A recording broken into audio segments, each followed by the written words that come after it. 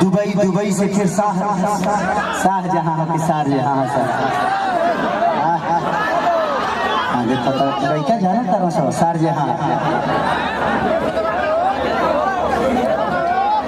लेकिन आप लोगों का प्यार इतना मजा आया, मुझे लगता है कि जी जमीन तो बहुत बा, शायद सरकार की नजर अगर ये जमीन पर पड़ गई, शायद सरकारी जमीन हुई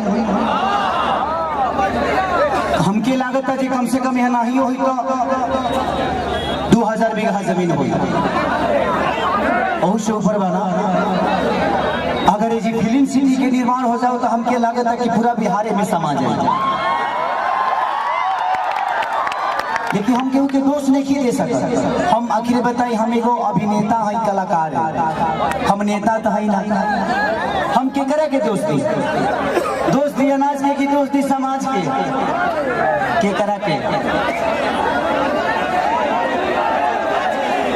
दोस्ती अनाज के की दोस्ती समाज के,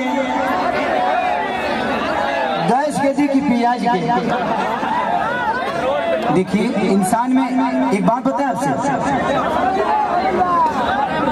वो ट्रेन गलत नहीं होती है जो लेट होती है, वो सवारी गलत होती है जो उसमें सफर करती है। हमें अपने आप को समझना तो पड़ेगा ना।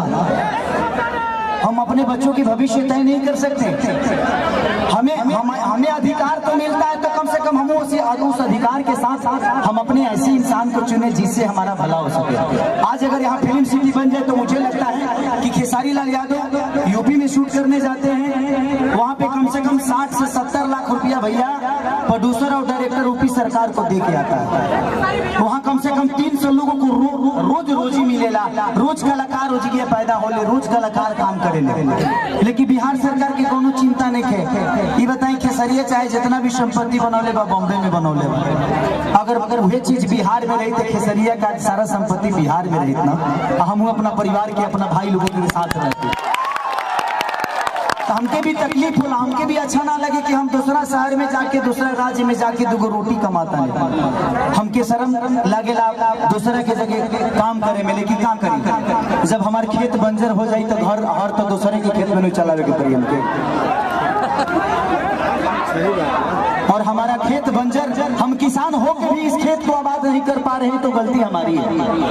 गलती हमारी ये है कि हम जब इलेक्शन आता है तो खाली 2 फ्रूटी पियला के बाद तुरंत बटन दूसरा जगह चल जाता है।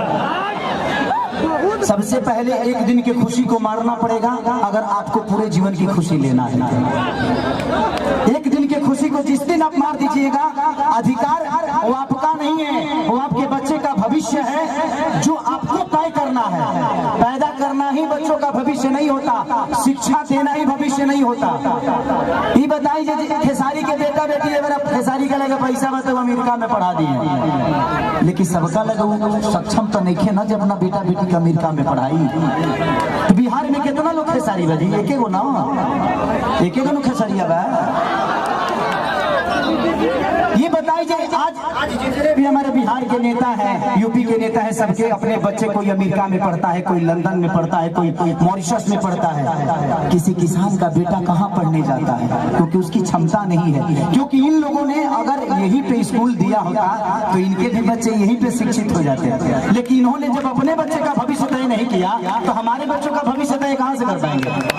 अब ये बताइए कि यूट्यूब पर डाल दी तो लोग ये खेसरिया राजनेता हो गए।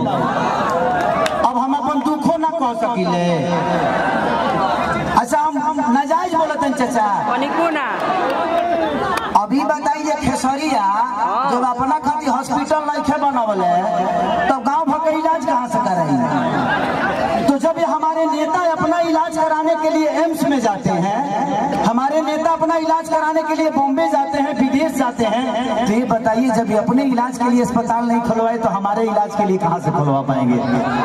मेरी उम्र आज 28 से 30 वर्ष की हो गई। 30 वर्ष से हो सकता है 5 वर्ष बाद मुझे होश आ गया होगा। 25 वर्ष से तो ऐसा ही देख रहा हूँ कि हमारा बिहार में बदलाव कुछ नहीं हुआ है। दारू बंद हुआ है तब वो मिलिए रहा है। इसमें दोष हम सरकार को नहीं देंगे क्योंकि हमारे पास रोजी नहीं है। हम अपनी रोजी ढूंढते हैं, वो चाहे हमें नशा में मिले या बुराई करके मिले या किसी का मर्डर करके मिले।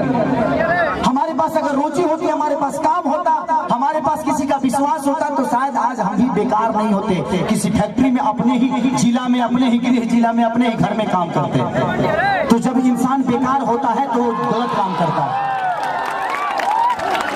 तो गलत काम तभी होता है जब इंसान फुर्सत में होला। एक गलत काम है, तारा टाइमे ना मिले छै, बताओ तार गेहूं के दंगरी आई तो तू दूसरे के टिकोड़ा करे जेबो, तू अपन गेहूं दइबा ना। तो जब हमारे पास अपना वर्क होता, हमारे पास फैक्ट्रियां होती, तो आज हमारे भी घर की औरतें अपने पति के साथ रहती, एक अपने पति के लिए तरसती नहीं कि होली में आएंगे तो दीपावली में आएंगे। आज हम अपने बच्चों के साथ होली मनाते, दीपावली मनाते। हमें दीपावली मनाने के लिए किसी का परमिशन लेना पड़ता है, किसी से लेटर देना पड़ता है कि सर हमको जाना है अपने बीवी के पास, छठ आ गया है। तो हमें तो त्योहार मनाने की भी आजादी नहीं मिलती है। ऐसे राज्य में हम पैदा हो गए हैं। हमें ऐसे राज्य से नफरत नहीं है, लेकिन यहाँ के सिस्टम